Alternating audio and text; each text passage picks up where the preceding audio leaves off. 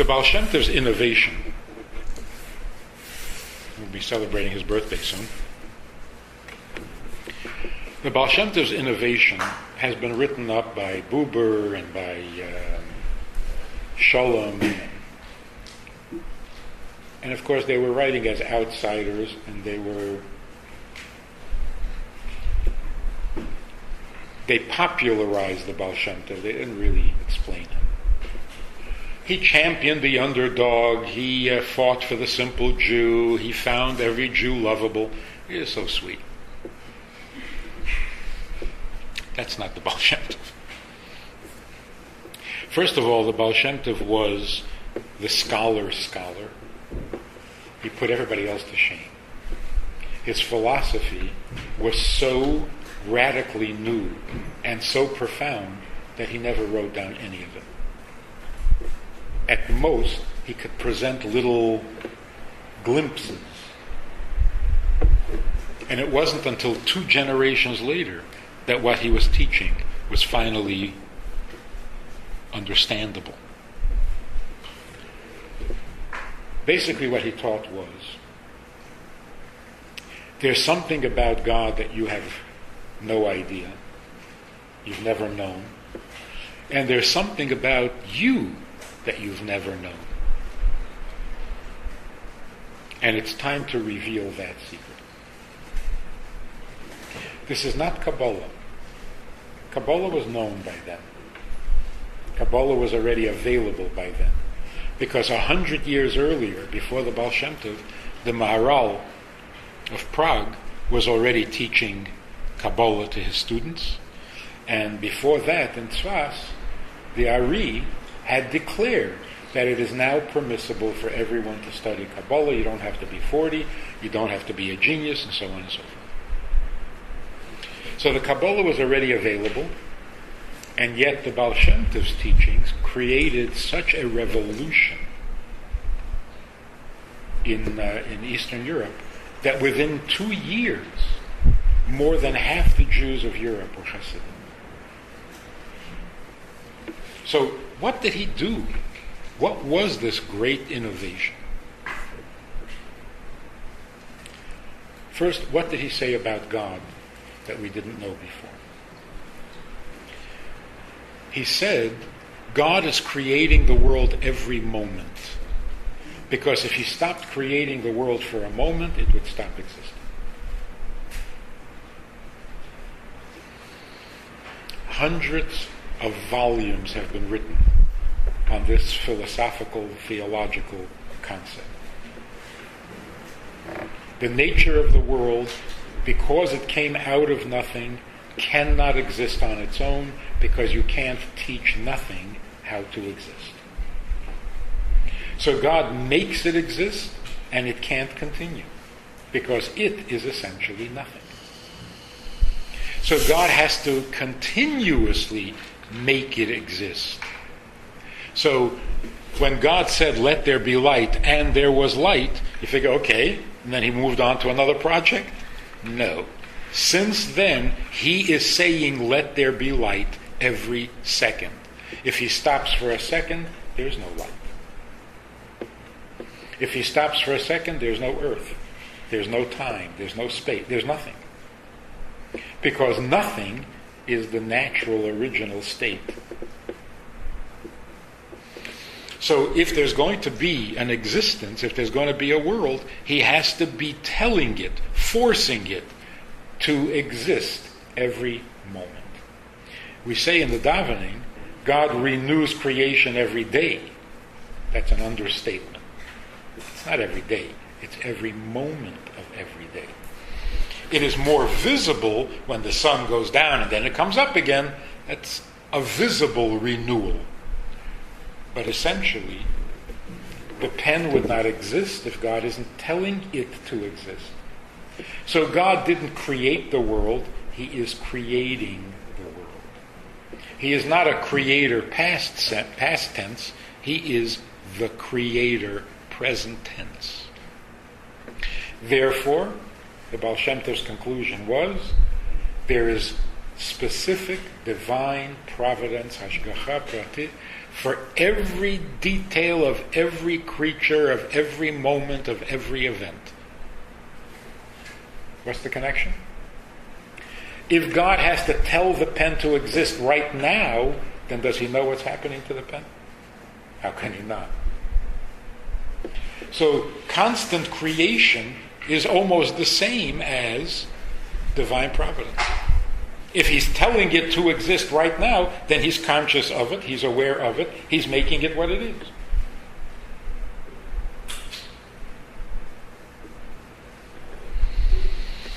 Baal Shemtov gave an example. If a leaf falls off a tree in the autumn, and a wind carries it from one side of the street to another, that was a divine plan. God planned and ordered the wind to carry the leaf and drop it right there. Because everything happens by divine providence. The amazing thing in that statement and the use of that example is what the Baal Shem Tov was saying that the scholars of the day did not appreciate or understand. Of course, everybody believed in divine providence. Rambam speaks about it 800 years earlier, 500 years earlier. What the Baal Shem Tov was saying is like this. If God, this moment, decided that he doesn't want this table to exist anymore, and it disappears, what would happen to this cup? It would fall. If God said, I want this table to miraculously reappear up on the top of the... where would the cup be? Huh? You assume the cup would end up where the table is, because it's on the table. Baal Shem Tov said, no, that's not true. That's a lack of belief in God. If God says this table should be up on the balcony, what made the cup end up on the balcony? Well, because it happened to be standing on the table. That's not kosher. If the cup ends up on the balcony, it's because God said that the cup should be on the balcony. Otherwise, the table can disappear and the cup will be right here. It won't even fall. Why would it fall? It wasn't told to fall. In other words, there is no cause and effect in nature. Scientists just discovered that last year. 10 years ago. There is no cause and effect in nature. There's only probable waves. So if the table disappears, what's going to happen to the cup? We don't know. It depends on what God wants for the cup. So the Baal Shem Tov said, if you believe that God created the world, and he created the seasons, and there's a season called autumn, and that's when the leaves fall off a tree, and God created the wind, and wind is stronger than a leaf, and God tells the wind to blow, well, of course the leaf is going to move. Oh no. That means the wind moves the leaf. No. Only God moves a leaf.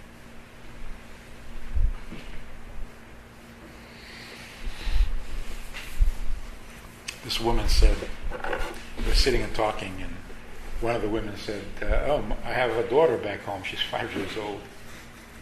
And the other woman said, yeah, I would have a 5-year-old now too if I hadn't decided to have an abortion. So I said to her, excuse me, but it's not nice to play God. You're not God. What do you mean there would be a 5-year-old girl here today, but she's not here because you decided to have an abortion? Who do you think you are? If the child was meant to be here, if there was supposed to be a 5-year-old, there would be a 5-year-old. Say, well, yeah, but I had an abortion. So what? Abortions kill? God decides who lives and who dies. Now, you shouldn't have made that decision. But don't tell me there would have been a 5-year-old if you had not. In other words, a human life, a 5-year-old girl, is not here today because you were stupid. No, that can't be. Can't be.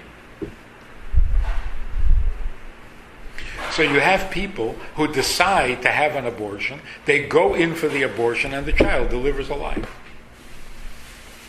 And then you have women who decide, no, I'm not going to have an abortion, and a week later they miscarry.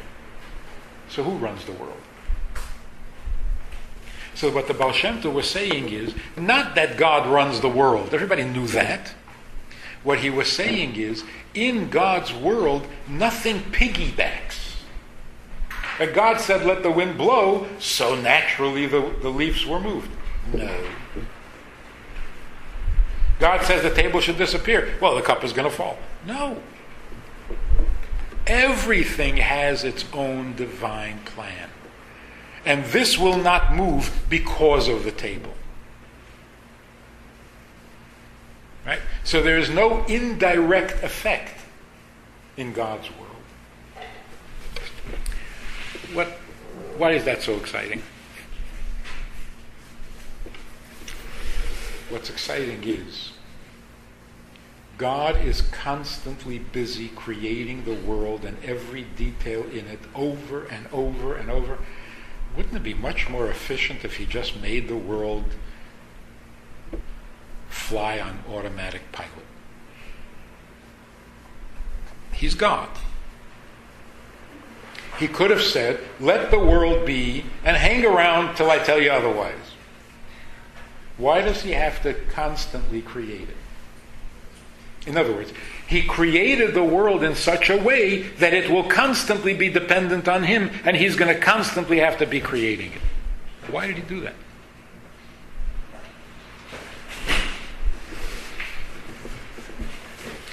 The answer is, why did he create the world in the first place? Because he wants to have a relationship with his world. In fact, he wants a relationship that takes all his time and all his devotion. Constantly. So when we look at how God created the world, what we really see is the romantic side of God. What does he want? What is he after? He wants to create a world, create it, and then go on and do something else. No. He creates it, and he creates it, and he creates it.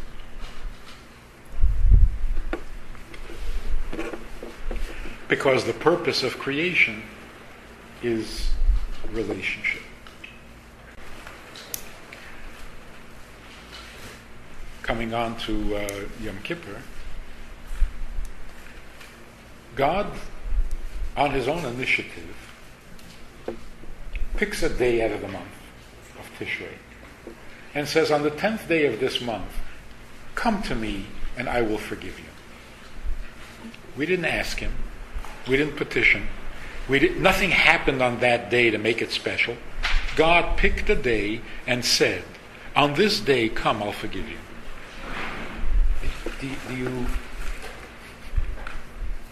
Are you romantic enough to appreciate this? Pesach, we came out of Egypt. Hanukkah, we found the oil. Purim, we ate a lot.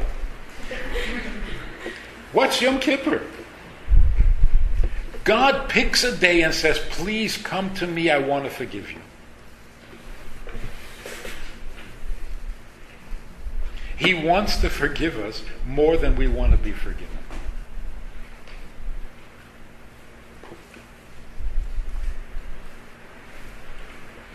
That's what the Baal Shem Tov told us about God.